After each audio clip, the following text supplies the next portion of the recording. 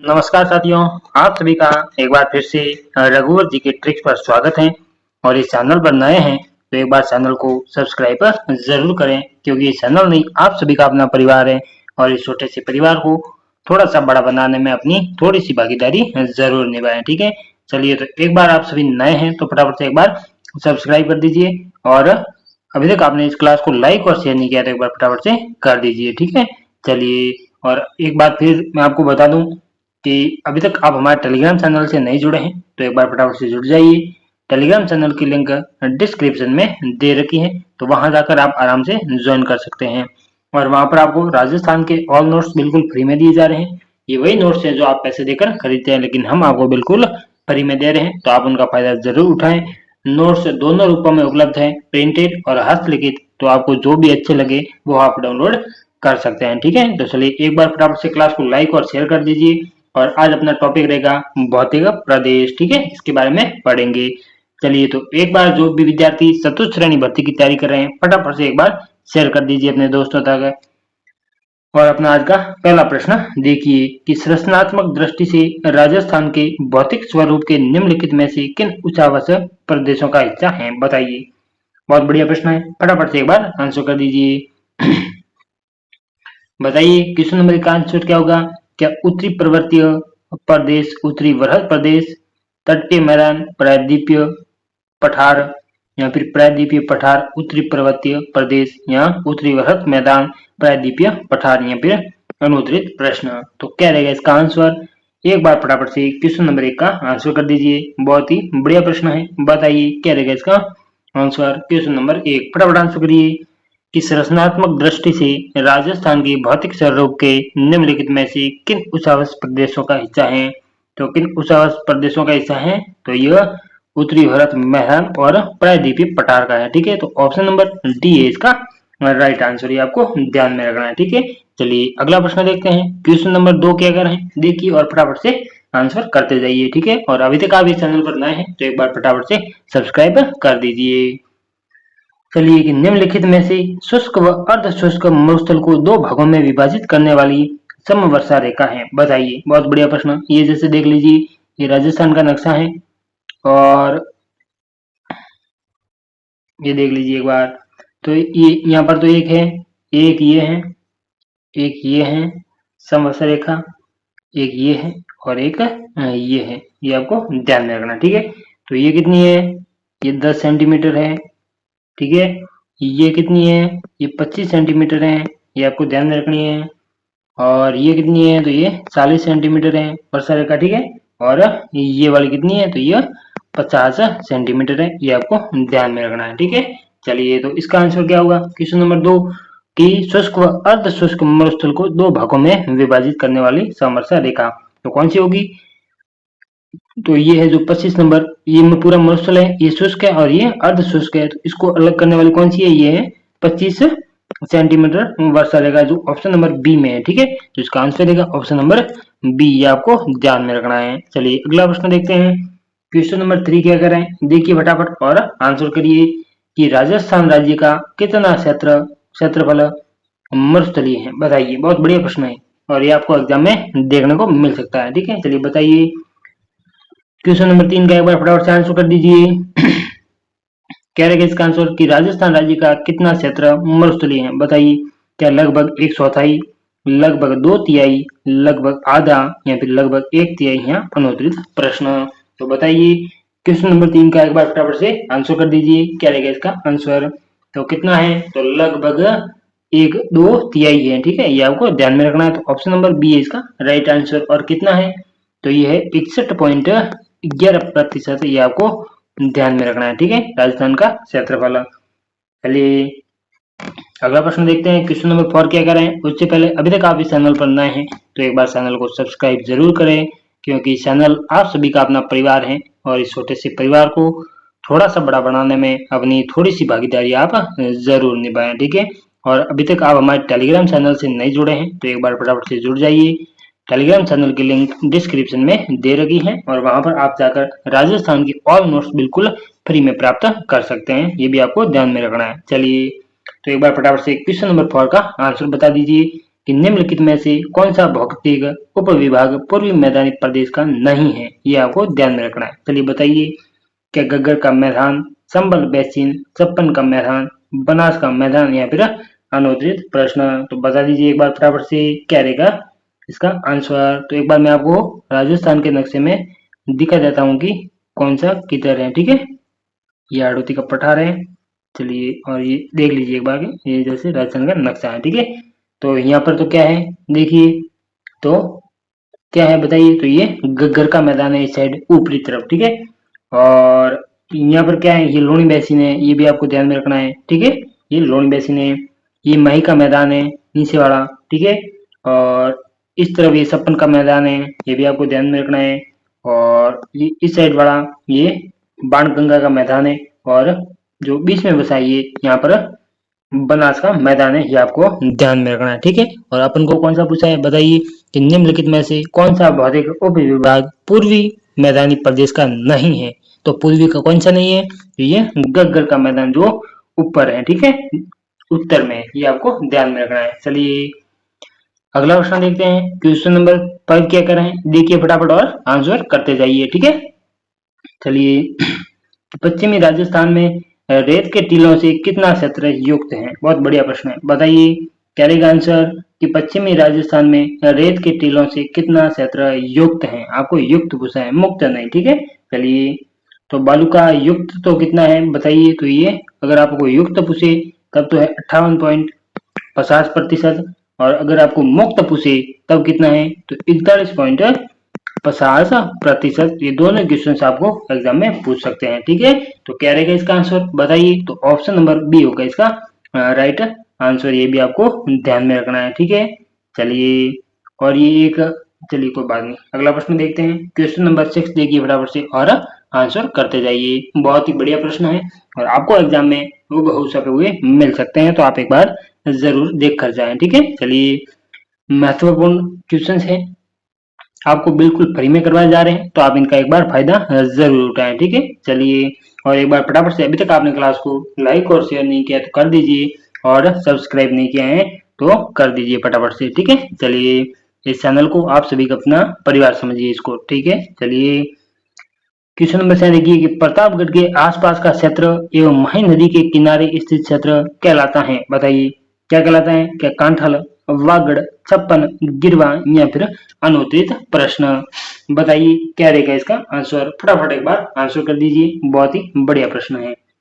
तो बताइए question number 6 का क्या रहेगा आंसर, बताइए कि प्रतापगढ़ के आसपास का क्षेत्र एवं मही नदी के किनारे स्थित क्षेत्र क्या कहलाता है, ये आपको बताना है। तो बताइए क्या कहलाता है, तो यह कांठल कहलाता है, ठीक है, जो कहाँ पर है, प्रतापगढ़ में है। और वागड़ ये कौन सा है, वागड़ क्षेत्र, तो ये डूंगरपुर और बांसवाड़ा क्षेत्र, ये वागड़ कहलाता है, ये भी आपको ध्यान में रखना है। और छप्पन का मैदान ये कौन सा है, तो ये बांसवाड़ा और प्रतापगढ़ का क्षेत्र छप्पन का मैदान कहलाता है। और ये गिरवा की पहाड़ियां, ये भी आपको पूछ सकते हैं कि कहाँ पर है, तो ये कहाँ पर है, ये उदयपुर में है, ये आपको ध्यान में रखना है, ठीक है। चलिए बहुत ही बढ़िया प्रश्न है और फटाफट से आंसर करते जाइए, ठीक है। चलिए अगला प्रश्न देखते हैं। उससे पहले अभी तक आपने चैनल को सब्सक्राइब नहीं किया है तो एक बार फटाफट से कर दीजिए, क्योंकि ये चैनल आप सभी का अपना परिवार है, ठीक है। चलिए 7 नंबर का आंसर कर दीजिए एक बार फटाफट से, कि निम्नलिखित में से बीहड़ का संबंध है? बताइए क्या माही बेसिन, संबल बेसिन, बनास बेसिन या फिर बाणगंगा बेसिन से, या फिर अनुत्तरित प्रश्न है? तो बताइए 7 नंबर का फटाफट से एक बार आंसर कर दीजिए, कि बीहड़ का संबंध है। बताइए बीहड़ का संबंध किससे है, फटाफट एक बार आंसर कर दीजिए। तो इसका संबंध किससे है, तो संबल बेसिन से, ये आपको ध्यान में रखना है, ठीक है। चलिए और सर्वाधिक बीहड़ कहाँ पर है, तो ये कोटा में है, ठीक है, ये भी आपको ध्यान में रखना है। चलिए अगला प्रश्न देखते हैं, क्वेश्चन नंबर 8 क्या कर रहे हैं, फटाफट देखिए और आंसर करते जाइए, कि पश्चिमी राजस्थान के अवसादी शैल समूह में भूमिगत जल का अच्छा उदाहरण माना जाता है? बताइए किसे माना जाता है, फटाफट से एक बार आंसर कर दीजिए, ठीक है। क्या लाठी सीरीज, रण क्षेत्र, बालसन मैदान, लोहेस मैदान या फिर अनुचित प्रश्न? तो बताइए 8 नंबर क्वेश्चन का आंसर करिए एक बार फटाफट से, क्या रहेगा इसका आंसर, बताइए फटाफट। और अभी तक आपने क्लास को शेयर नहीं किया तो एक बार फटाफट से कर दीजिए। तो क्या रहेगा आंसर? भूमिगत जल का अच्छा उदाहरण माना जाता है तो किसे? लाटी सीरीज को। ठीक है, ऑप्शन नंबर ए है इसका राइट आंसर। और रण क्षेत्र ये क्या है? तो ये दलदली भाग है जो जैसलमेर में पाया जाता है, यह भी आपको ध्यान में रखना है। और ये बालासन मैदान ये क्या है? तो ये सट्टानी भागों में झील है। ठीक है, झील का एक रूप है।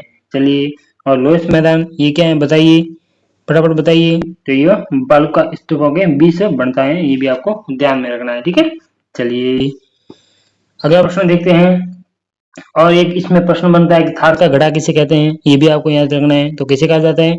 तो संदन नलकूप जो जैसलमेर में है। ठीक है, ये भी आपको ध्यान में रखना है। और वहां पर ज्यादातर क्या होती है? सेवन घास होती है, ये भी आपको ध्यान में रखना है। चलिए अगला प्रश्न देखते हैं। क्वेश्चन नंबर 9 क्या कर रहे हैं, देखिए फटाफट और आंसर करते जाइए कि निम्नलिखित में से असत्य विकल्प का चयन कीजिए। चलिए बताइए, असत्य विकल्प का चयन करना है। बताइए कि भरत का पठार कोम्बलगढ़ व गोगुंदा के मध्य स्थित है। ऊपरमाल का पठार भीलवाड़ा व चित्तौड़गढ़ के मध्य स्थित है। लसाड़िया का पठार कोटा व झालावाड़ के मध्य स्थित है। और उड़िया पठार सिरोही के माउंट आबू में स्थित है। यहाँ पे ना अनौठित प्रश्न है, तो कौन सा गलत है? तो ये बोराट पठार ये तो राइट है। ऊपरमाल का पठार ये भी राइट है। उड़िया पठार सिरोही में ये भी राइट है। लेकिन ये लसाड़िया पठार कोटा व झालावाड़ के मध्य स्थित नहीं है। तो ये कहाँ पर है? तो ये जयसमंद झील के पूर्व में कटावटा पठार है जो स्थित है। ठीक है, जयसमंद झील के पूर्व में स्थित है ये आपको ध्यान में रखना है। ठीक है, चलिए अगला प्रश्न देखते हैं। क्वेश्चन नंबर 10 क्या कर रहे हैं, देखिए फटाफट। और अभी तक आपने इस चैनल को लाइक और शेयर नहीं किया है तो फटाफट से कर दीजिए। और इस चैनल पर नए हैं तो सब्सक्राइब जरूर करें। ठीक है, चलिए बताइए 10 नंबर क्वेश्चन का आंसर करिए फटाफट से एक बार।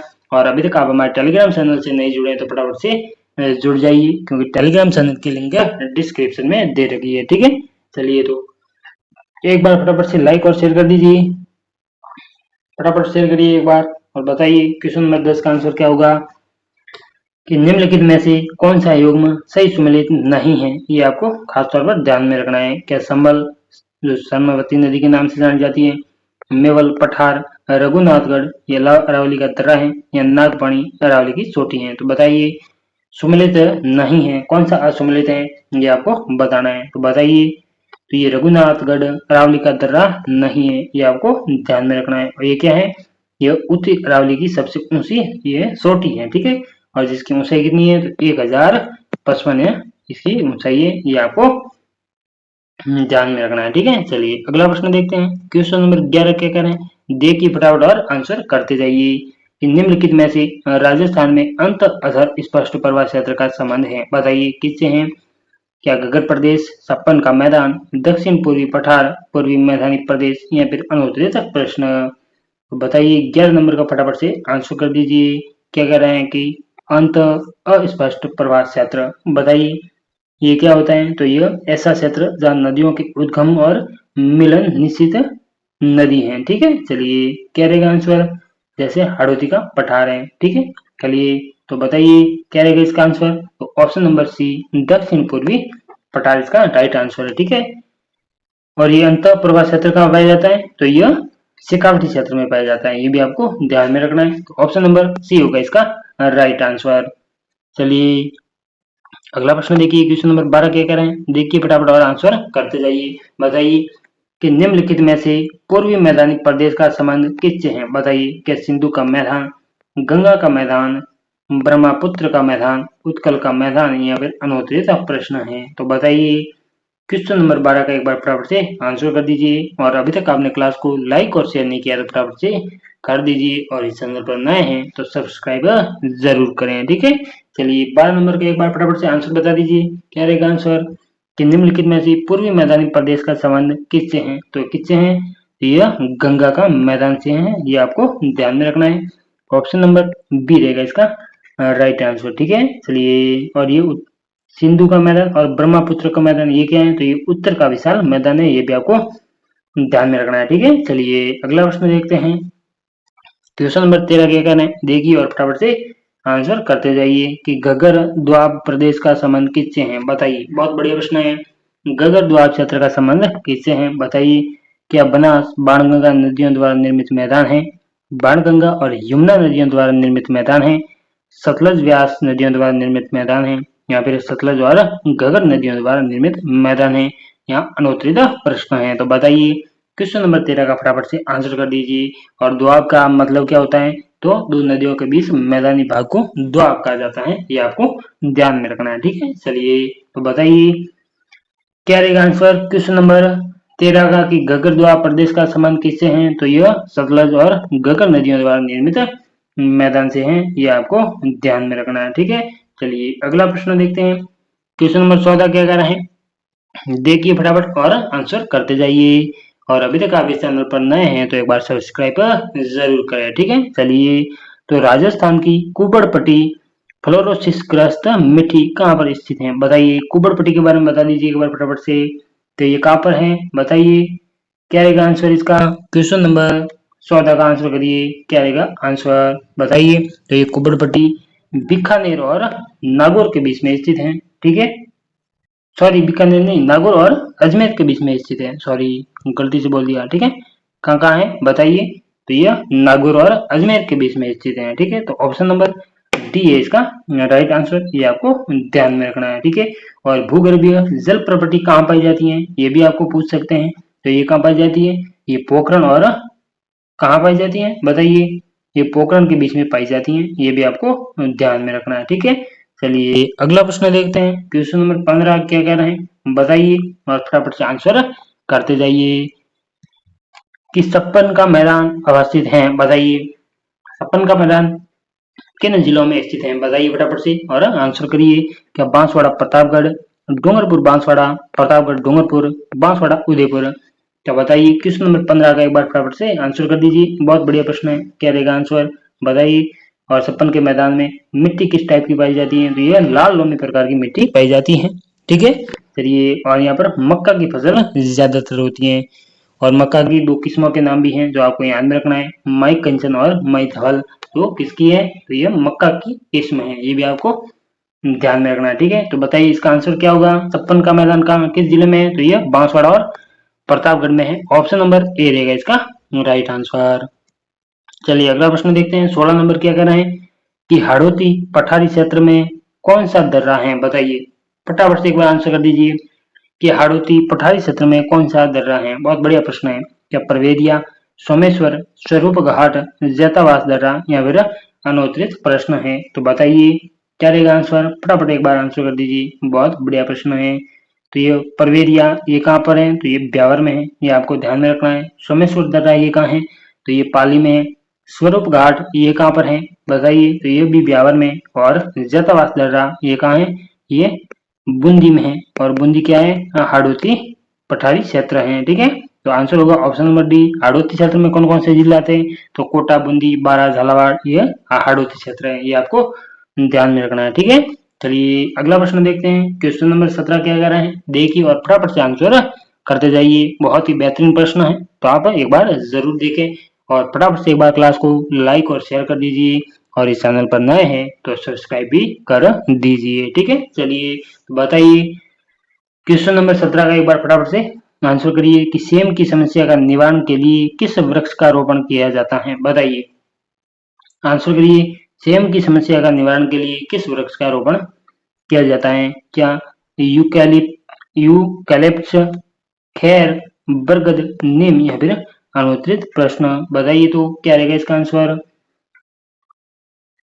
बताइए। तो यूकैलिप्टस ये क्या है? तो ये सफेद का पौधा है। ठीक है, जो खेत की मेड़बंदी पर लगाया जाता है, ये भी आपको ध्यान में रखना है। ठीक है, चलिए बताइए क्या रहेगा इसका आंसर। तो सेम्स की समस्या के लिए ये जो सफेद का पेड़ लगाया जाता है। ठीक है, ये आपको ध्यान में रखना है। चलिए अगला प्रश्न देखते हैं। क्वेश्चन नंबर 18 क्या कर रहे हैं देखिए और फटाफट से आंसर करते जाइए कि हाड़ौती के पठार की उत्पत्ति किस काल में हुई है बताइए।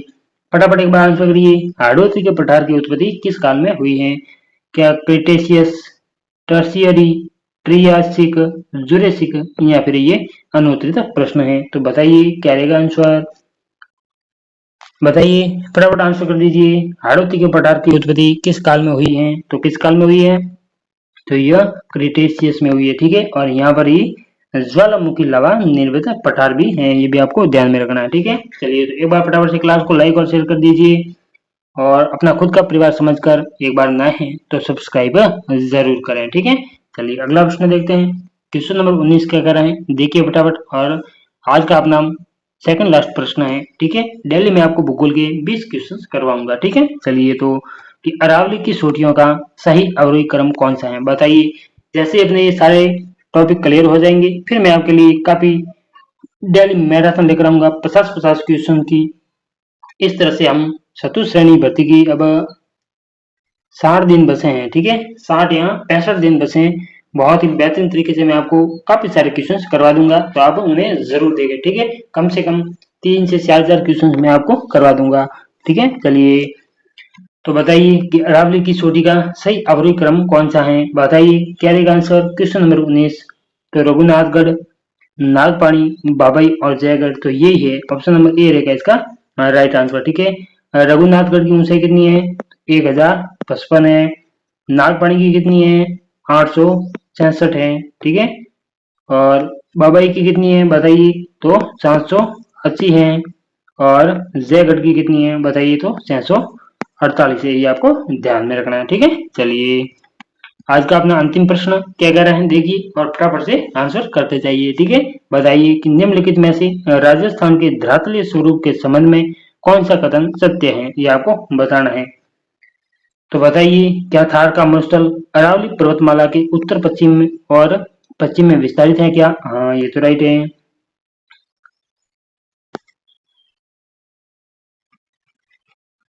शाहबाद का उच्च क्षेत्र की सर्वोच्च पर्वतीय श्रेणी कस्बा थाना है क्या। हाँ ये भी राइट है। पूर्वी मैदानी प्रदेश की उत्पत्ति प्लेस्टोसीन काल में हुई थी क्या। हाँ तो ये भी राइट है। ऑप्शन नंबर क्या रहेगा इसका आंसर बताइए। तो तीनों ही राइट हैं, ठीक है। ये आपको ध्यान में रखना है। तो चलिए बताइए क्या रहेगा इसका आंसर। क्वेश्चन नंबर 20 का एक बार फटाफट से आंसर कर दीजिए बताइए।